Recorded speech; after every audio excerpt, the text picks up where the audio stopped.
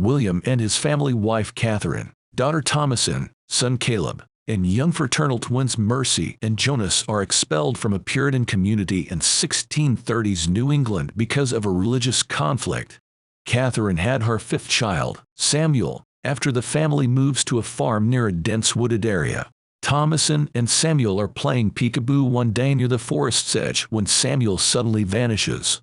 Soon it becomes clear that an unbaptized Samuel has been kidnapped and murdered by a witch who plans to use his remains to create a magical flying ointment. Catherine is so heartbroken by Samuel's kidnapping that she spends her time in prayer and tears. William, realizing that the family's crops have been devastated by a fungus, takes Caleb hunting and reveals to his friend that he has surreptitiously bartered Catherine's cherished silver cup for hunting supplies. William swiftly rapins the family's billy goat, Black Phillip, after the siblings' antics have roused the animal. Catherine is angry at William and Caleb for running off, and at Thomasin for not keeping a close eye on the twins.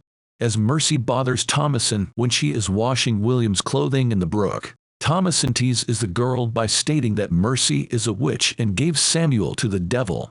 At supper, Catherine presses Thomasin for an explanation of where the cup went while William keeps quiet. The kids overheard their parents discussing their intention to place Thomasin with another family that night. Thomasin wakes up early the next morning to discover her brother Caleb checking a trap in the forest. She threatens to wake up their parents if he doesn't take her with him, so he reluctantly agrees to bring her along. A hare causes their hearse to bolt when they see it in the woods. Caleb follows after their dog, Fowler, as it chases after the hare. The hearse kicks Thomasin in the head, knocking her out, and then bolts. After getting lost, Caleb comes across the body of Fowler, who has been gutted. The witch, now disguised as a lovely woman in a red cape, emerges from a shack and kisses him as he stumbles upon it. Catherine scolds Thomasin for taking Caleb into the woods, but William rescues her and brings her home. William reluctantly says he sold the cup to protect his daughter. Later that night, during a violent storm, Thomasin discovers Caleb outside the cabin. He is naked, incoherent, and seems very sick.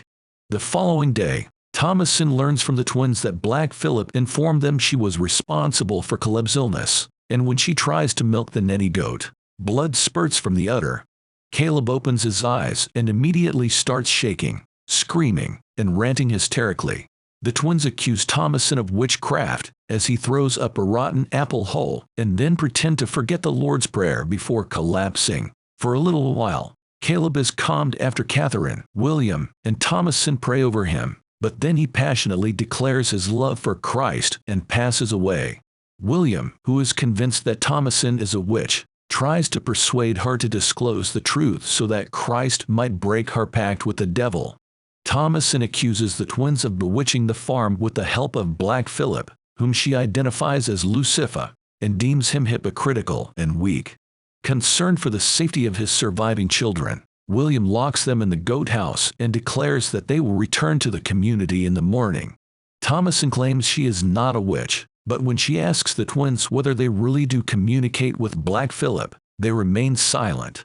After laying Caleb to rest, William is seen by Thomasin sobbing, begging Christ to punish him for his pride and cowardice but save his children, and then eating dirt to show his sorrow. Catherine has a hallucination in the cabin that Caleb and Samuel have returned, while the witch slips inside the goat house and consumes blood from the mother goat before turning to attack the twins. Caleb tells Catherine that she will see them frequently, and then asks if she will read a book with him. She makes him wait as she breastfeeds Samuel, but it turns out that Samuel is actually a raven that pecks at her and wakes up covered in blood. As William woke up, he discovered that the goat home had been demolished, the goats had been butchered, the twins were gone, and Thomasin was comatose nearby. As she comes to, Black Phillip stabs William to death. Catherine's mental state has deteriorated to the point that she has attacked Thomasin and now blames her for the family's misfortunes and the seduction of William and Caleb. Thomasin kills her mother with a billhook after she is attacked, and she does it while crying. Thomasin, who is now on her own, decides to sleep through the night by the cabin's table. A chiming sound from the goat home wakes her up. She then enters the house and implores Black Phillip to talk to her. A human voice from the goat replies, "Would you wish to live a life of luxury?" Before transforming into a tall, dark, and gorgeous man. He orders Thomasin to disrobe and have her name written in a book that materializes in front of her. Black Phillip, disguised as a goat, and Thomasin then approach the woods, where they see a coven celebrating the witches' Sabbath beside a bonfire. Thomasin laughs as she floats above the woods with the witches and joins them in their levitation. Great cinematography. The cameras capture stunning shots, while the music and sound design keep you on edge. I felt sorry for the characters and wanted a happy conclusion, even though the movie didn't use jump scares. The acting and period accuracy carried the plot, which I think was designed to show human fallibility. I learned a lot. I like the film's realism. Immersion was enhanced by period-appropriate speech and sparse set design. The story can immerse you in colonial life struggles. Caleb, the protagonist's brother, performed well. Unfortunately, it progressed too slowly and lacked tension. The movie's lack of witches, or my definition of a witch, allows for contemplation, and I think I comprehend its themes. Even if they break genre norms, I like films that make me think. If you want to get lost in the plot, watch it, but don't anticipate any surprises.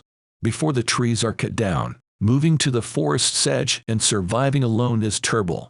A witch is targeting their baby child from the start. Another child or two are troublemakers. Even the period terminology is accurate.